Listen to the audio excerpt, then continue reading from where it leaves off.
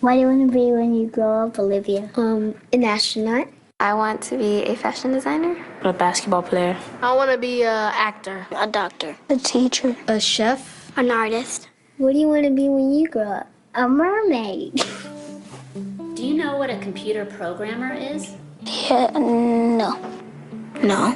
No. I think it's something that has codes and is able to decode a mystery. I think that they... Wait, what? Computer programmer? No. Nowadays, just about everything requires some form of programming. So, what is it? Programming is basically explaining to a computer what you want it to do for you.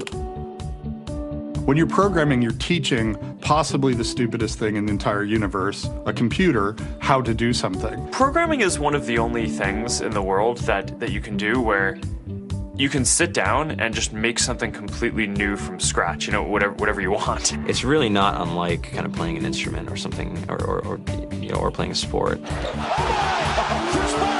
It starts out being very intimidating, but you kind of get the hang of it over time. Coding is something that can be learned, and I know it can be intimidating. A lot of things are intimidating, but what isn't? A lot of the coding that people do is actually fairly simple. It's more about the process of breaking down problems than sort of coming up with complicated algorithms as people traditionally think about it. Well, if it's fairly simple, why aren't there more of us doing it? Over the next 10 years, there will be 1.4 million jobs in computer science, and only about 400,000 grads qualified for those jobs. That's a shortage of 1 million people. So, how do you start?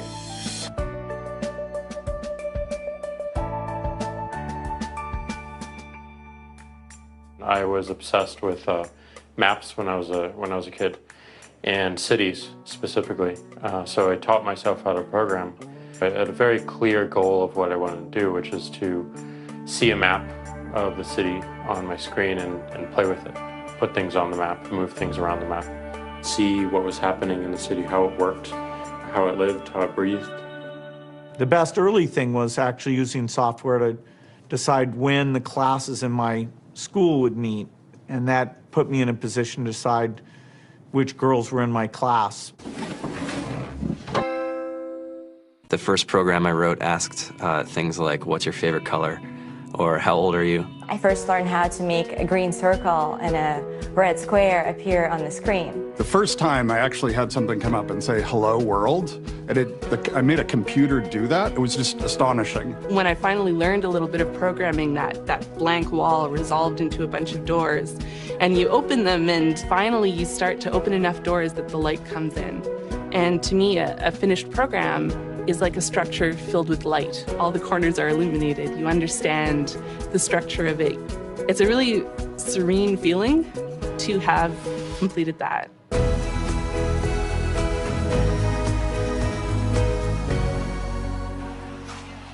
It took me some time to realize that creating things with your hands or creating code, creating programs, is just a different way to express creativity. I think right now there's a big emergence of the culture of making. People who make their own scarves and hats, people who write their own apps. Now it's just limited by your imagination and sort of what kinds of ideas what kind of understanding can you build into the computer so that it can do these things that were previously impossible.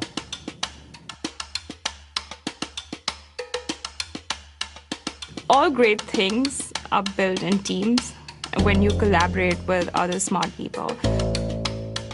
You're testing your ideas, you're stimulating each other. That's what makes us successful. It's not some flash of brilliance by somebody who then codes 24 hours a day for 3 weeks. It's what happened. The magic happens when we're all on the same page, collaborating and building something together. There's a much greater need in the world for engineers and people who can write code than there will ever be supply. And so we all live these very charmed lives. To get the very best people, we try to make the office as awesome as possible.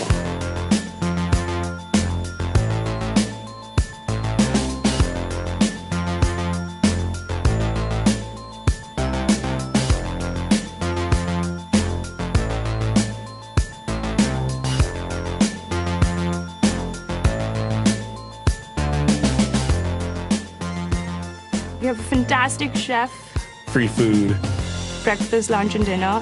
free laundry, snacks, even places to play and video games and scooters. There's all these kind of interesting things around the office and places where people can play or relax or go to think or play music or be creative.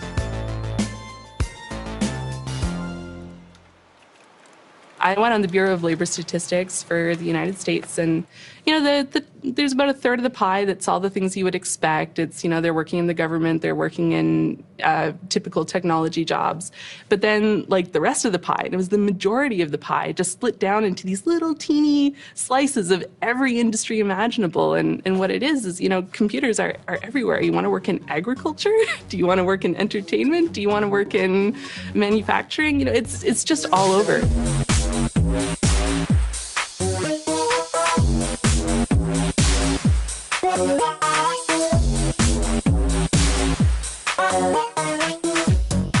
Here we are, 2013. We all depend on technology to communicate, to bank, information, and none of us know how to read and write code. So you guys, what else? Who else has an idea of what we can change with our programming? What else can we do? Tiffany? What I saw my students take away from using Scratch and programming in our classroom is that they were willing to push through problems. It really builds critical thinking, it builds problem solving, and it's something that they can then apply to math in the classroom or their reading skills. We integrated science with this programming, and I saw my scores go up 30%. When I was in school, I was in this after-school group called the Whiz Kids. And when people found out, they laughed at me and, all these things. And I'm like, man, I don't care. I think it's cool. And, I'm learning a lot. And some of my friends have jobs. It's important for these kids. It should be mandatory to be a citizen on this planet, to read and write code. I just think you have to start small, right? And I think that's one of the biggest misconceptions about computer science and programming overall is that you have to learn this big body of information before you can do anything. You don't have to be a genius to know how to code. You need to be determined. Addition, subtraction, that's about it. You should probably know your multiplication tables.